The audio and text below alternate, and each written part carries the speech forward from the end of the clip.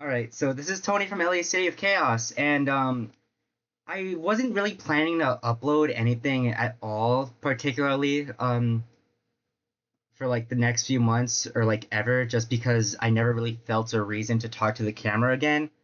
And I used to not even want to have my face on here, but it's like, who gives a shit, really?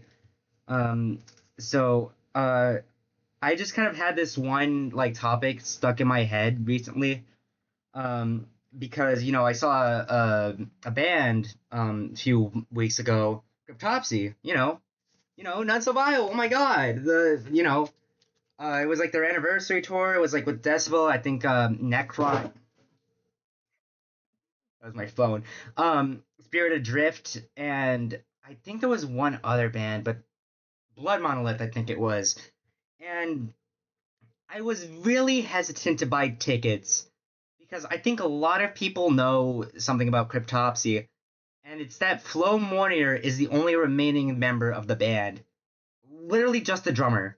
So it's like, okay, so what's the point of buying a Cryptopsy ticket? And I kind of had that question to myself of like, is that even worth it?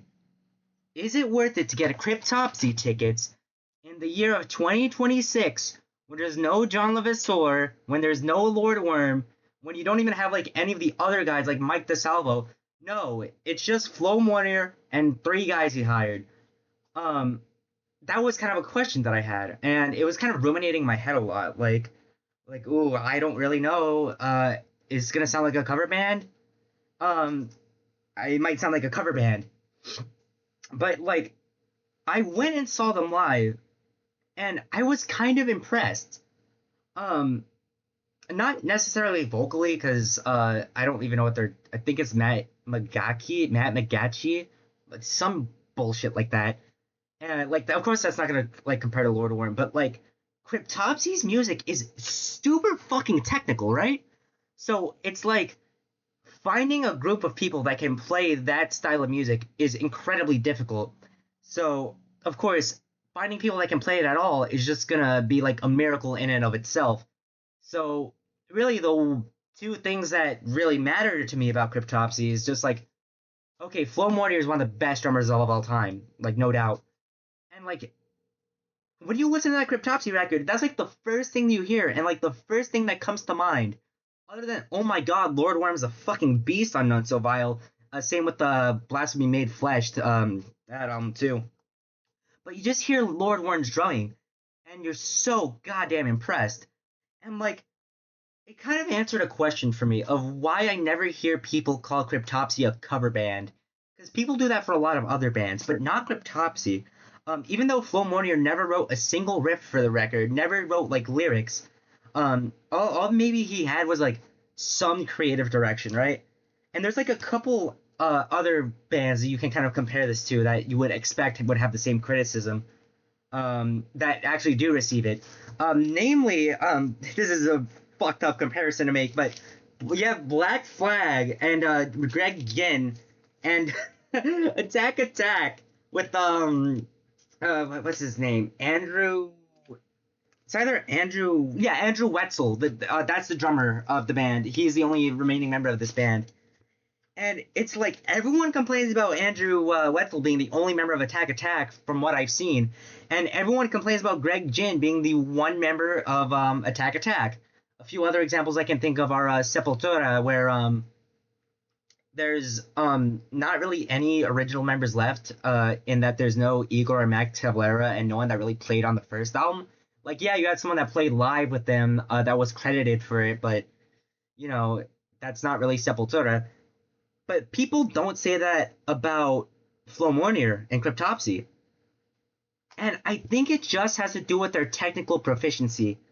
A lot of the Attack Attack stuff, not that difficult to play. A lot of it was the songwriting of Caleb Shomo, which, fun fact, at the time of recording this, he came out as a gay, like, literally today, which I thought was really funny because look at this record. Like, it's like, you're like pink and purple. Like, this is so, like, gay looking. I don't know. This is kind of crazy to me. But, um, it's just Andrew Wetzel and, his backing crew. And, like, yeah, I guess they can play the songs. I mean, you can kind of tell it's not them. The vocals don't sound the same. They don't have two guitarists anymore. I don't even think they have a keyboardist. So they're like playing off of a tape, which is kind of very much to their detriment. You know what I mean? So you can kind of tell that something's up with them, and even if you see them live, you can kind of feel like it's a cover band. Even if it was still like their pedophile guitarist and Wetzel, that's just not the case here. Um, and then in the case of Black Flag, I mean, Greg Ginn, he fucking sucks as like a person. I'm just gonna say that right now. I love this record. Slip It In and like Damaged, My War, all that crap is incredible to me. I love those records. Like a lot of the riffs on there get stuck in my head all the goddamn time. The title track on this one are like Black Coffee, like oh that's like that heavy metal influence like punk rock. Ooh, I fucking love the direction they took with this one. But I've always never really desired seeing Black Flag that much. Even if I think Greg Ginn was absolutely killing it on the guitar riffs here. Um, and it really shouldn't be like a shock as to why that is, no, because um, well, to be frank, a lot of Greg Ginn's guitar parts are not particularly impressive either. And like the other people he hired, it's like okay, whatever. I mean, they're not really on any of the records. I don't even think they really have much of an affiliation with like any other bands. Like in the case of like if you were to take something like Pyrexia, where it's just the guitarist, but it has like a ton of highly reputable other people in the band too. Um, like it's nothing like that. It's just Greg Ginn and the people he likes in his circle. Like it used to be Mike Vallely, now it's just a bunch of random kids. Which like yeah, no wonder that gets called a cover band, and everyone trashes on him for that. But Cryptopsy, they don't get none of that, and I honestly have understood it over time, like, because man, they do fucking rock live. Like I remember when they started playing, I think what song was it they played? It was Slit Your Guts. That's the first one they opened up with. Like oh my god, the energy was absolutely like insane. Some of the craziest stuff I've ever like got to experience live, and it wasn't even. It was literally just the drummer.